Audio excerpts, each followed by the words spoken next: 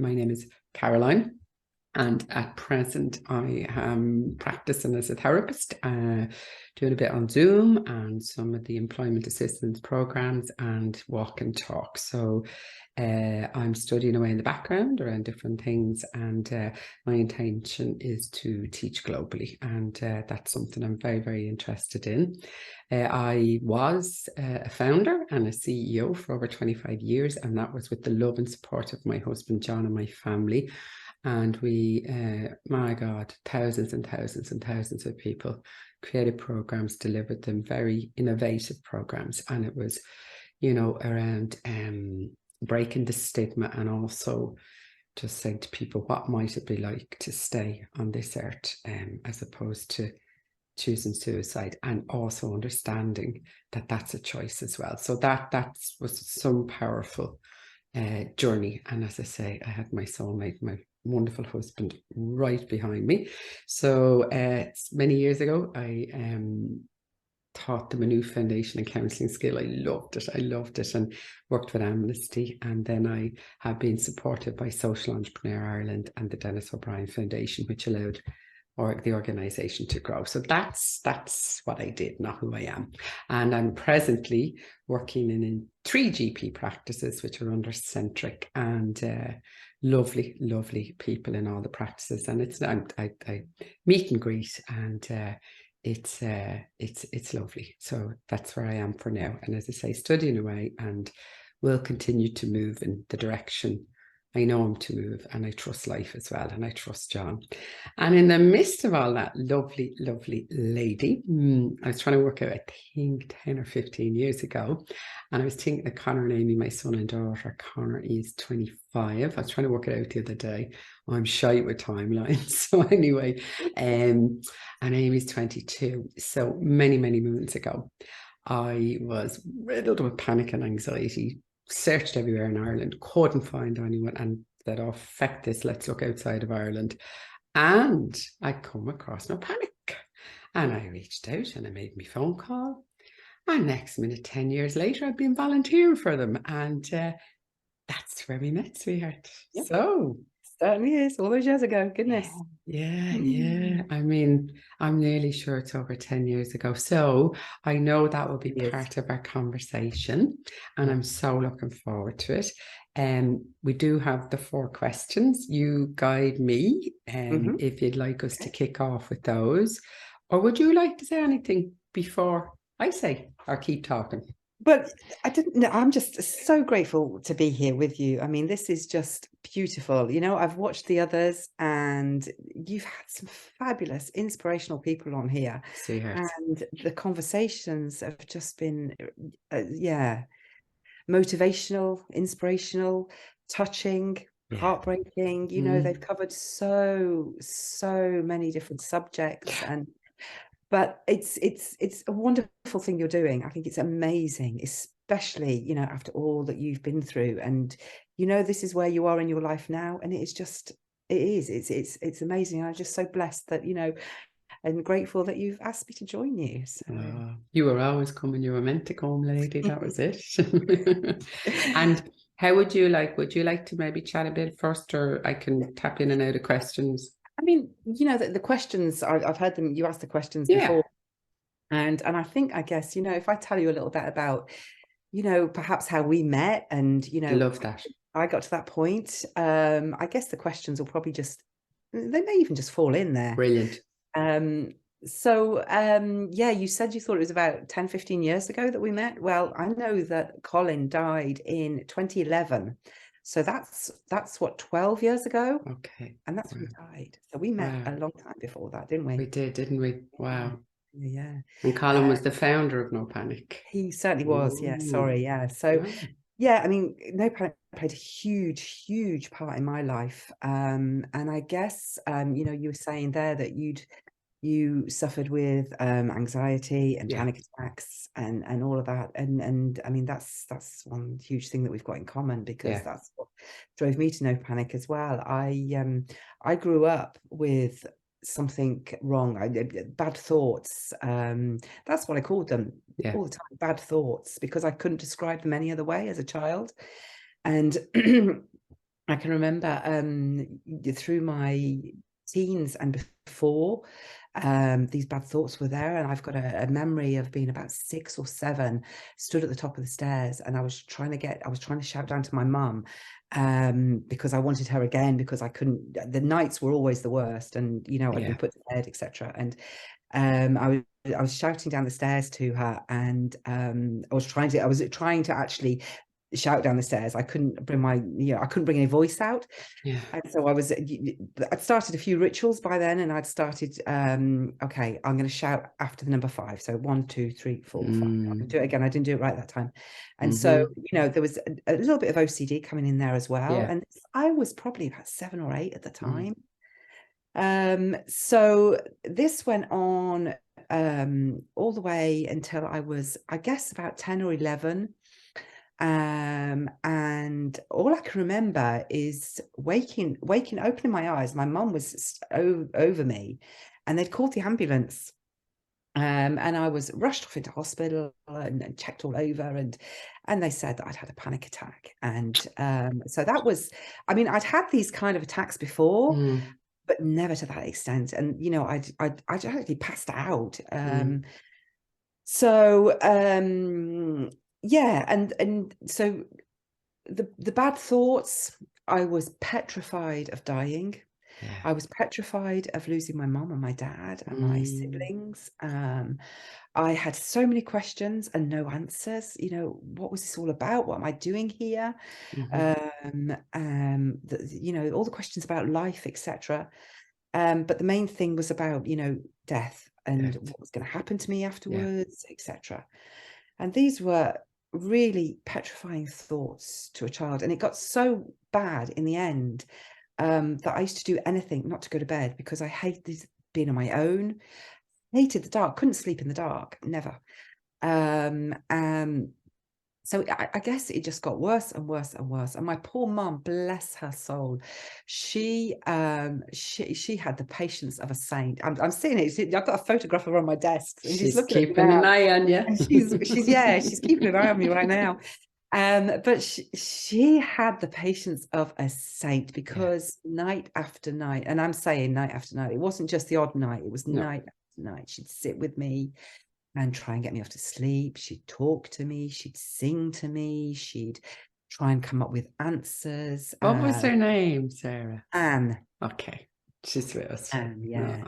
And so, and bless her, I only ever saw her burst into tears once. And she just ran out of my bedroom one night, and I think she just had enough. She was working as well. We weren't, particularly well off, and she was working all day, and she was looking after me, and I was getting her up at nights and different things. But I only ever saw her break down, over this once. But bless her, she was there, and always. And she's I know that John did acupuncture back then. This was all very, very new. I mean, I'm in my early 50s now. So this is going back 40 You're only years. young. And she took me to an acupuncturist. Wow. God knows why, what she thought this would do. But she tried everything. We tried herbalists. We saw doctors. I had a psychiatrist for like 10 years, on and off. And bless her, we'd get on the bus, because we didn't have a car. My dad had the car, and he was off driving, he was off working and whatever. So we got on a bus, and we traveled an hour, and then we walked, and twice a week. And bless her, she was always there and fought for me the whole time. Wow. Wanted, to get me Some better. lady. Amazing. Yeah. So so the panics got worse, and the OCD thoughts, etc., got worse. I had stages where it sort of eased up a little bit. I had an amazing psychiatrist, and she was just gorgeous. She really was. What was it about her? She was so warm, and she was a little lady, and she was nearly at retirement age then. And she actually stayed friends with us afterwards. And she gave my mum her personal phone number and said, if ever you need me, just give me a call. Which she was that bit extra, you Yeah, know? yeah. And The real deal. oh, absolutely. Yeah. And the time, I mean, I used to get an hour session with her, and it was just so comfortable. And I always came out of there feeling so much better. And it sort of like boosted me each time. And yeah, she was just a lovely, lovely lady, gorgeous lady. And so there were times that, you know, things got better, and you know, I went to school most of the time. I did have periods where I couldn't, and you know, the doctors came out again, or I went to see the doctors again, and it was glandular fever this time, or it was, I don't know what it was. There were so many different things. Nobody ever said, you know, that I'd got mental health issues. Until this panic attack happened. And then my mom thought, okay, we've got to do something real here. So she got the priest in. So the priest came round and had a chat with me. And my mum used to go to church on a Sunday. As a young child, I went to Sunday school. But as soon as he started talking, anything he mentioned the word death or anything, I was just froze completely. And the hair stood up on the back of my neck. And it was like, no, can't go there, don't go there. So that didn't work either. No. You know, there didn't seem to be an answer. And my mom, I just keep going back to her, but I just felt so sorry that she just couldn't find it, because she searched really, really hard. God. So anyway, I'm going to fast forward a little bit, because through my teenage years, it was all on and off the whole time. Yeah. But I did meet my husband at school. And I know that you're going to ask me later on who's my hero, and I've got two, because you know, I've gone on about my mum a little bit, and she was definitely beautiful, soulful lady. Always will be. But then my husband too has to be named a hero, because he sort of took over where she left off. Yeah. We went out. I was like just 14 when we started going out with each other, and he was nearly 16. Wow. And we've been married 35 years this year. My God. Amazing. Good woman. He's put up with some shit. He certainly has. He's gorgeous. He's and we were really opposites, complete chalk and cheese, you know, came from different backgrounds and had different interests. But no, we did it. And still are. There's been ups and downs, of course, like, you know, any couple, but and so he is definitely a hero, because he took over when my mum took off, and he used to sit with me at nights and, you know, calm me down after a panic attack. And he didn't understand them. He'd never suffered with any kind of anxiety in his life. That's a bit now, mind, but he didn't then. And he wiped away the tears, and he went and got me hot drinks, and, you know, he comforted me. And this is a person that loves his sleep and never had any problems sleeping. So to him, this was, you know, something he couldn't even understand. No. But he stood there and he did it all. And he just so took you where you were at. Oh, yeah. And that's huge, because I mean, he was only 16 then. So yeah. So yeah, those are my heroes anyway. So fast forward a little bit, we got married, we had 4 kids. And I always thought that, you know, before I got pregnant with my first, I always thought that maybe this would be the answer. You know, I'd bring new life into the world, and this might answer some of the questions. But it didn't. I mean, you know, my kids are gorgeous, and they, you know, they're all amazing. All 4 of them. I am truly, truly blessed to have 2 boys and 2 girls. They're just, my life. But it didn't actually change anything. That the answers weren't there, and the struggles went on, and the night fears, the terrors, the not sleeping, the sitting myself up in bed so I didn't fall asleep. I used to do anything so I didn't lay down and shut my eyes. So I'd read until I fell asleep, or I'd listen to music. We didn't have the internet back then. So, you know, I'd listen to music or something like that, or anything. So I didn't lay down and shut my eyes, because this would start. And the only thing that ever gave me any relief was running. And it sounds really strange, perhaps, you know, if you've never experienced it, but the panic would happen because I was probably so tired that the panic attack would kick in. Absolutely. When I was half asleep and half awake. Yeah. And I would find myself out of bed and running out of the bedroom into another room. And it was the only thing that would stop the panic. Yeah.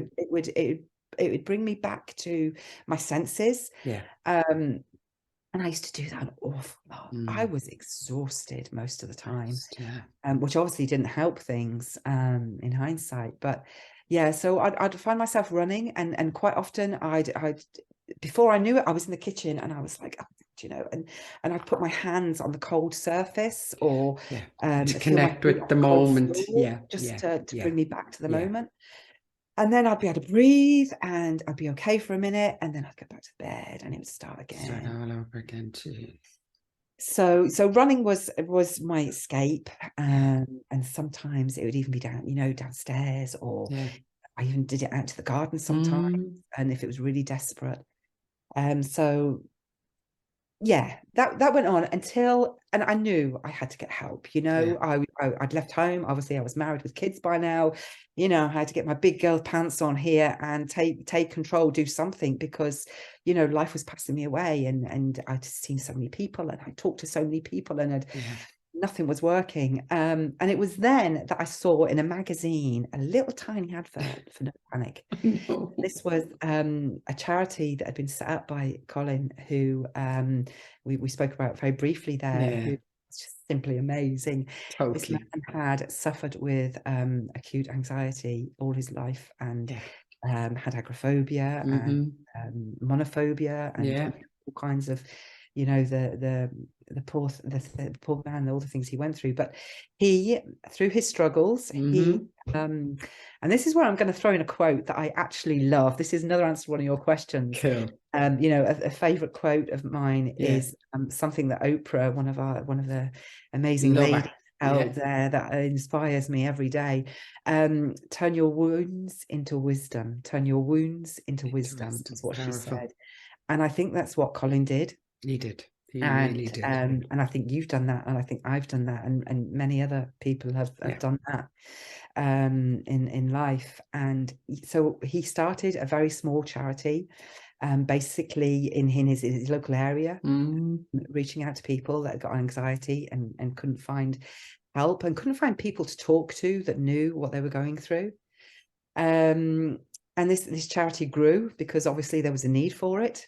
Huge need. I spotted this little advert and actually picked up the phone and dialed away and spoke to Colin himself, and he sent me through all this paperwork and different things, and I joined the charity, and I joined a recovery group, and I joined a one-to-one mentoring, and started to find not actually the answers that I needed, but I was understood for the first time. I was talking to people that had actually been through what I'd been going through. You could understand what I said by the feeling that I couldn't breathe, and the sweating, and my legs giving way, and all of those horrible symptoms. And these people were, you know, they knew what I was experiencing. So that was a first for me, and a real eye-opener. And I got to know Colin really, really well, and I think we got on well. And I ended up volunteering, like you, for the same charity. You don't get out, or you don't. And I loved it. I loved every minute of it. And that's how we got to know each other. We met up, I think it was at a conference. That's right. It was a conference in the UK. Then there was another one later on in Ireland. That's right. And you were just, I mean, Colin said to me, I can remember him saying, he said, "You're going to meet Caroline. She's a real lady. You say, I'm not going to say anything more." And we were just there. I know what he meant. And I just think we hit it off. We did. Were just so. You were making changes. You know, you were just beginning on a big adventure. You know, you said you went off and you did your own thing, and you went on to help, support, and so many people, so many people. And I think, yeah, a bit like what you said, Sarah, I know for me, because when I think back, it's so lovely. I think the first one we went to Telford, so I said to John, now when I was saying, done all the recovery groups like yourself and mentoring, and then became a facilitator, and it was all by telephone, which was great because a lot of people couldn't leave their homes, weren't able to mix, and then people where they were caught, that just so many rituals and like thousands of people are going to relate to this, millions of people are going to relate to this. And how you spoke about that fear of death, it's huge, it's absolutely huge. And you know, to just be able to go, okay, these aren't weird thoughts, these are. And I remember initially when I got involved, and like as I say, I'm sitting in Ireland going, I'm a mess here. What am I going to do? I'm obviously with the psychiatric, but I needed that. And like that, what happened was, I think, if I'm nearly correct, I think, no, I rang the Samaritans here. I just didn't know who to ring. But I can't remember. In my head, someone told me about no panic, but it'll come back to me. I know Colin will make sure. And I always remember I got Colin as well. And everything ran from its house and Marion. And I remember chatting away, and then as we got to know each other, and we were like chalk and cheese. I mean we were it was brilliant, it was absolutely, and we'd be giving out to each other. It was great, I loved it. And he said to me, why don't you come over? Because Colin obviously couldn't move within a 5-mile radius. That was, you know, that was he that was big. He had created, that was a big space in life that he created to come from your home to that. And I was very conscious of that. So I said to John, we're off to Telford. And I had Connor and Amy, they were about 5 and 7. And it was like, from a very young age, you're going to be volunteering. We just brought them on the journey with us, whether they want or not. And we bribed them with toys and, you know, sweets, whatever we could. But we brought, and I always remember the first time going over, they were so young, and John, and like they all got in, John got in, Amy, Connor, and everyone got in to hand out the folders and be part of it. And, you know, it was really great. And then, like yourself, to go on. But what I really liked about it, because in the early days, all across the board, service providers and service users, I don't even know if I like them words anymore, but they're the words I can find now, they weren't working together here at the time. There wasn't an equal balance. And no panic, Kevin Gorn, a beautiful human being, psychologists and others, and people who had been through the experience, because Colin had created it, there was an absolute expectation that this is on par. And, you know, you don't happen to be going through it today, but you could be going through it tomorrow. So all the programs that were, you know, that happened were coming from the two voices.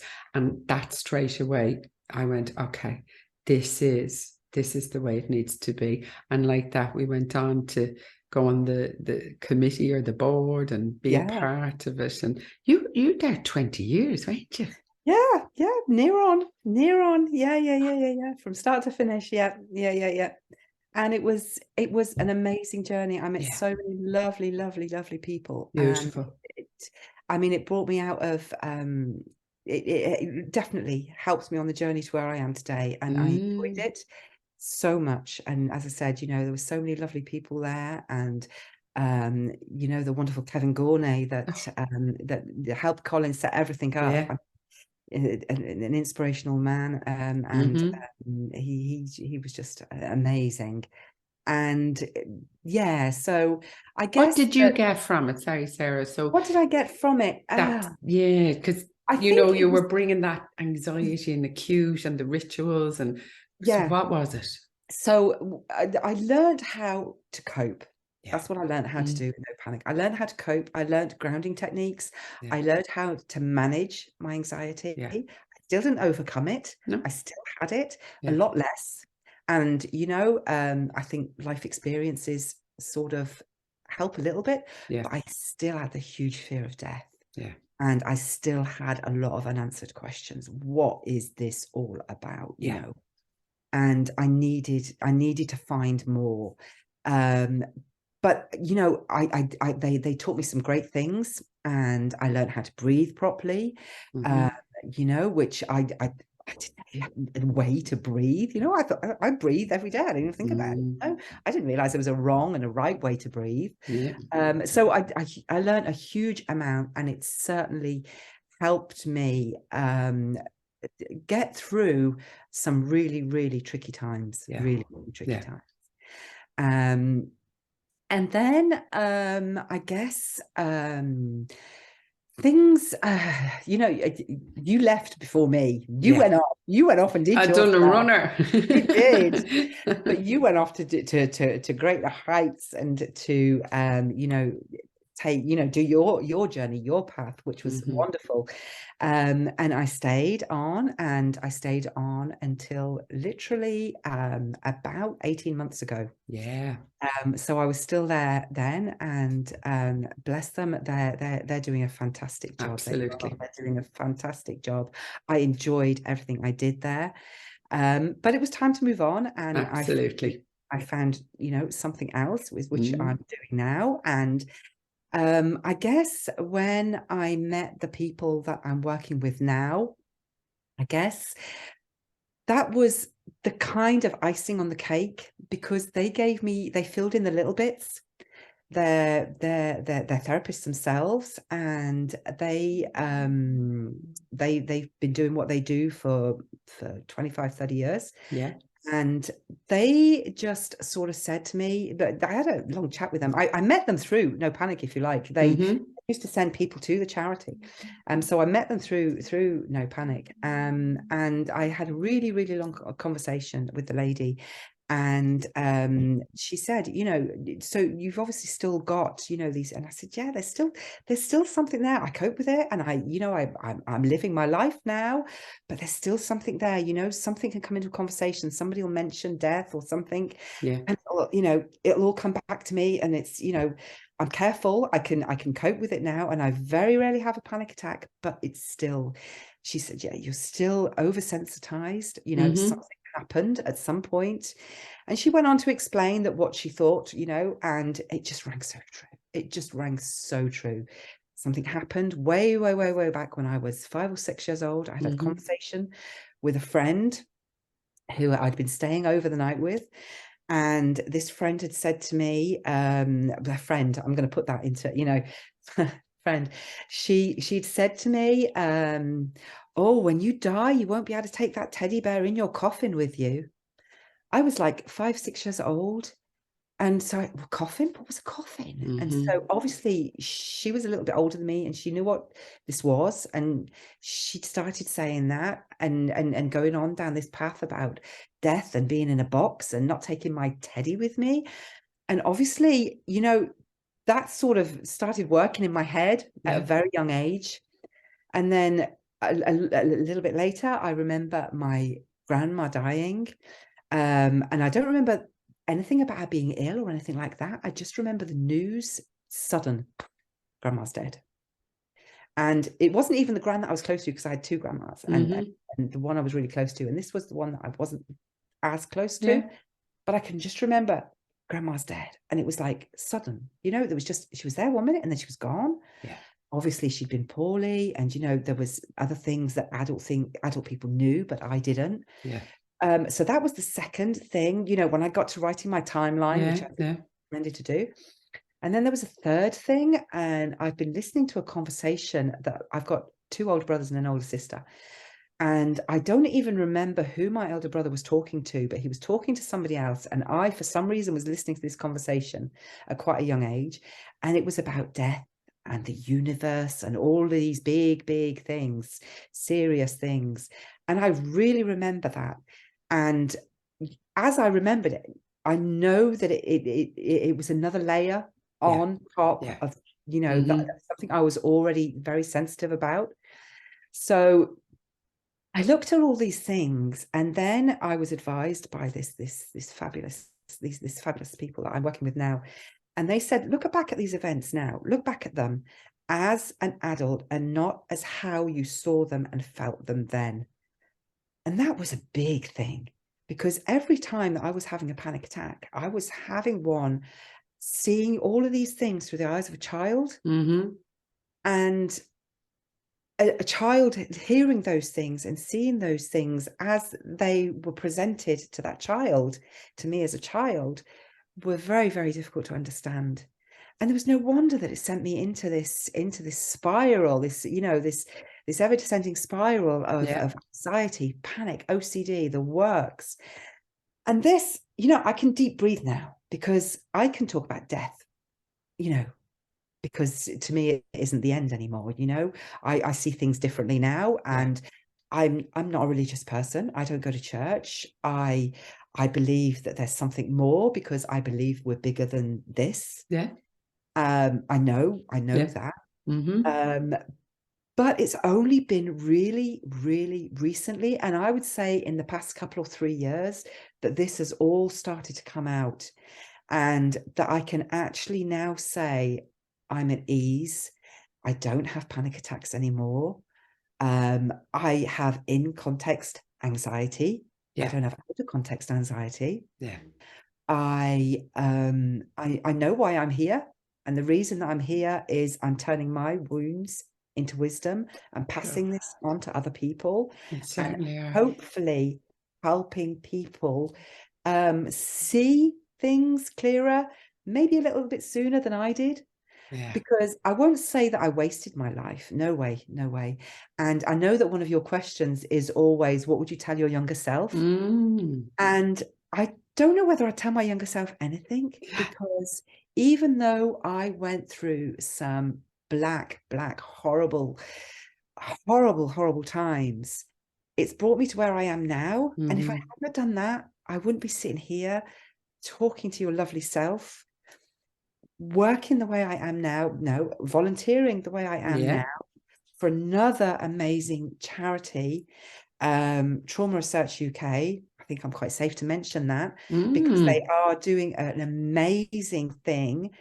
And we are a team of dedicated, beautiful people that have all overcome, and I can say safely overcome, challenges, mental health challenges, traumatic times. And we're now, I say a team, but it's more like a family, because we talk to each other regularly, and we're always supporting each other, and, you know, feedback off each other, etc. And it's a great bunch of people. And I feel what is it? And I mean, I'm just sitting here now. I'm like, going, wow. And even you've got no choice, because I'm just talking and talking and talking. No, it's. Do you know what? It's so. Like I'm just on the journey with you. I'm walking it with you. But you know, it's the piece there when you said, and particularly, you know, I have, as obviously my own experiences in life, and now it's a whole other realm that didn't prepare me around trauma and grief and loss. And but what I'm very struck by, just when you were chatting there, that everything was necessary and everything was connected as you moved through your life. But it was Jesus dark. I mean, every night. I can't even imagine for you, Sarah, to that fear of death. And as I say, from chatting with yourself today, but also working with people and having to try and keep your eyes open, and the rituals, I'll count after 5, count, and I get that those count things, I would have had that in different ways. But that being said, that the movement from No Panic to this organization, and it was like you were ready, the organization was ready for you, the time was ready, and of course we would all love if it had been another time. And yet, like you said, someone said, I'll change it, there's a part of us that go, oh, hang on, in case I miss a person or someone or an experience. The group that you're involved with, who sound absolutely amazing, what is it that you provide? What is it that's grown by the sound of it and making a huge difference? I think it's fairly new what we're doing, and it is fairly new. It's a new charity, but it's the feedback that we're getting. You know what, this was one that I always rings really, really true to me. It's a lady that had never been on holiday, And she actually got on a plane. She'd got, a phobia of planes. And she actually got on a plane and went away on holiday with her family. She'd never done it before. Wow. So it's, what we do is we help people overcome their trauma, anxiety disorders, that related, because all these symptoms that you get, because that's what they are, they're symptoms from those episodes that have happened. So we help people do their timelines and, things that are still playing large with a lot of people. My story's just told you that I had things that were going on when I was 5 years old that was still, up until very, very recently, causing me a lot of grief, a lot of pain, a lot of challenges. So we help people see life in a different way. Wayne Dyer said, Wayne Dyer? I love him. He's absolutely had a huge influence in my life. Change the way you see things, and the things you see will change. So what we do is we try and get people to see life in a different way, different perspective on things.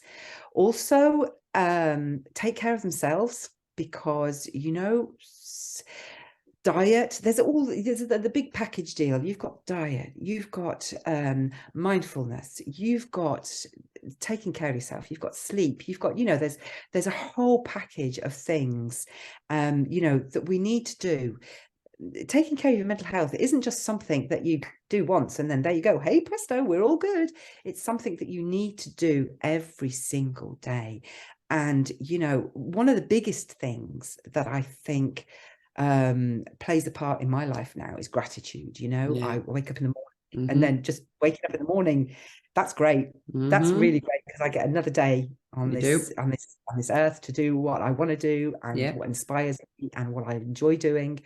And then at night I can go to bed now, and I can lay down in the dark, and I can close my eyes, and I can say thank you, for whatever it might have been, whether it's just that I'm getting into a bed with a nice warm cover over me, just that my hero of a husband is still lying next to me, just that my children are all here, and bringing me grandchildren, and it could be it could be the fact that I've got internet and talking to people like you, anything. Gratitude is huge.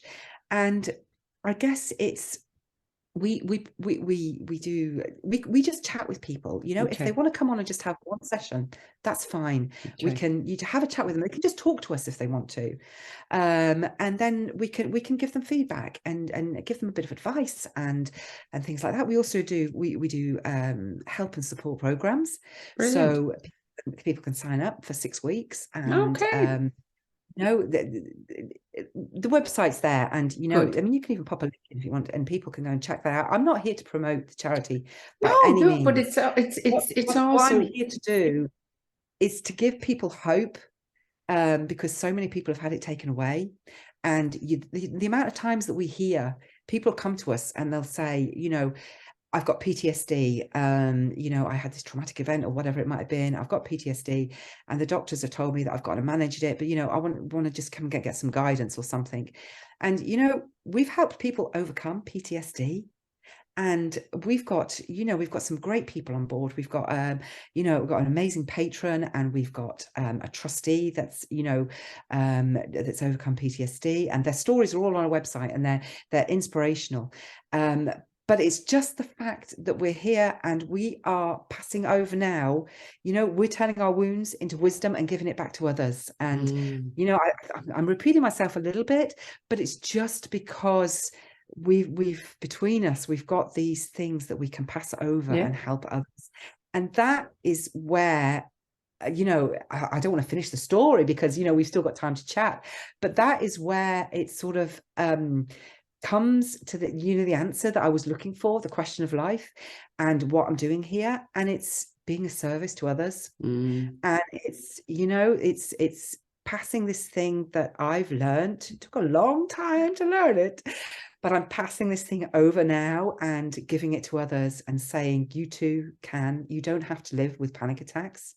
We don't actually call them panic attacks at the charity. We call them protection attacks, because your body, you know, it's the fight or flight that's triggering in there and protecting you. Your body's actually trying to protect you from something that might not actually be there anymore, but it is trying to protect you. So we call them protection attacks.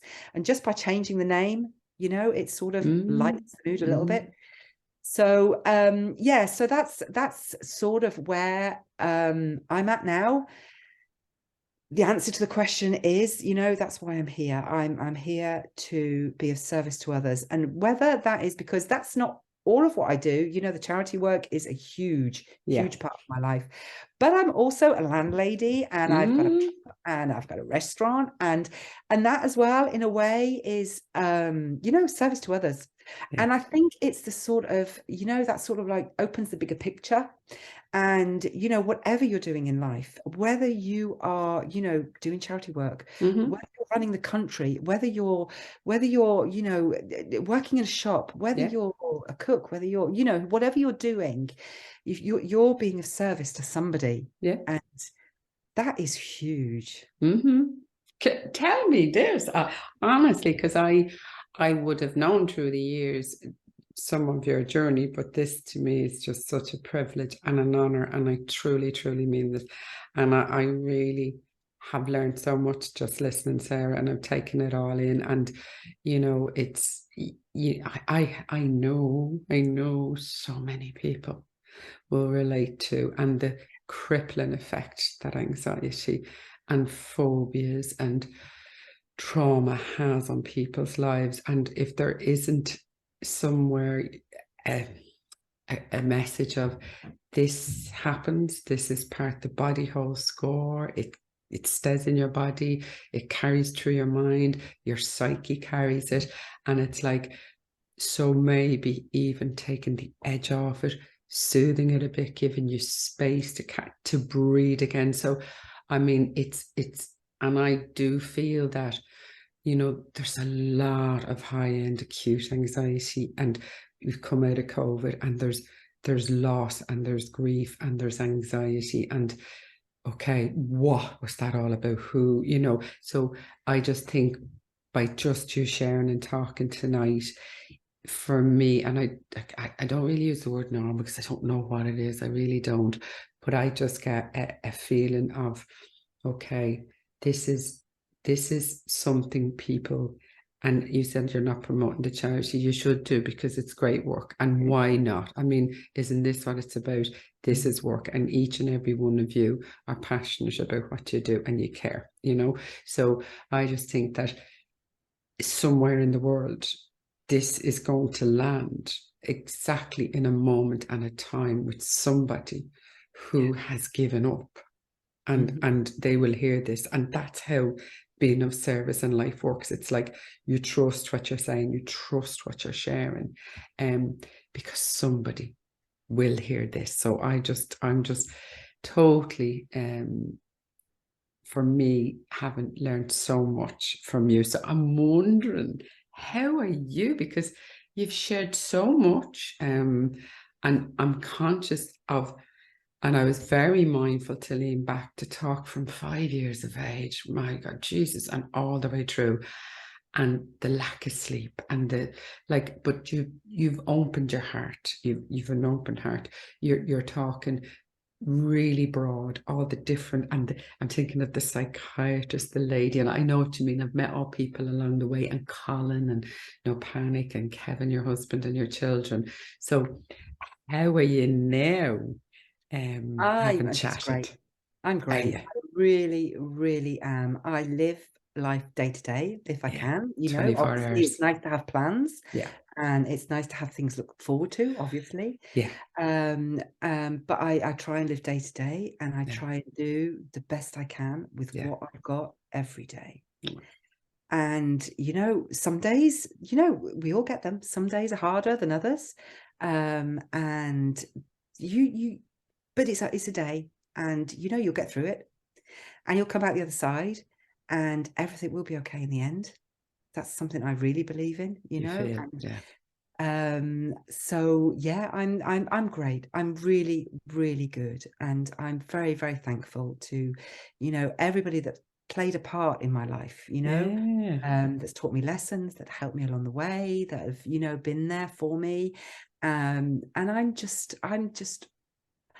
don't, I think it's difficult to say I don't regret any of it, because I know, I hear what you're saying, times yeah. were hard, Oh, really hard. shite. Absolutely shite. Absolutely. And, you know, but like I said earlier, if I hadn't done any of that, if I hadn't experienced any of that, I wouldn't be who I am now. And I actually like myself. I do Brilliant. like myself. Absolutely And brilliant. I'm not, you know, I'm not being, you know, big-headed or anything like that.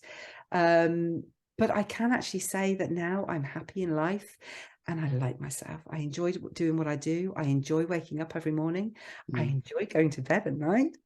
And, God. you know, it's, yeah, it is. It's really, really good. And And I love that you have the B&B and you have the yeah. restaurant and you're the main lady over in lovely France, And I just think the mixture in your life is so beautiful as well, that, you know, often when we're chatting and it's like, oh, I'm in the pub and I'm doing the fish and chips, Caroline. I go, this is deadly. And then at night time, yeah, just doing the charity work here. And it's Yeah. like, but it all fits together, and your family, and a bit like what I'd said, and it's definitely, you know, from the get-go, for myself and John, we worked it as a family, and I know yous have done the same, and we brought them on the journey. Well, the kids have no choice, do you know what I mean? They have no choice, but they've all come on the journey, because each and every one of them are going to meet, you know, once you hit Earth, once you come to Earth, you're going to experience pain, you're going to experience suffering.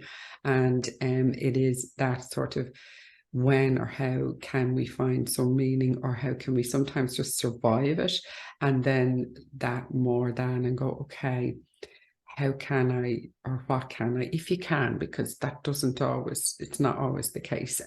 But I do think, like yourself, we will meet people, and some will come into our lives, some will leave our lives, and it will continue, because I think that's how we get to learn who we are as people, or how we rock while we're here. And I think just even your willingness to do what you're doing, and I have to say, that's the 6 weeks in the program, and is that on Zoom? And the reason I'm asking is because, again, you know, like yourself, being around the block, and when I was full into the work around suicide and mental health, I still am, but in a different way and in different settings now.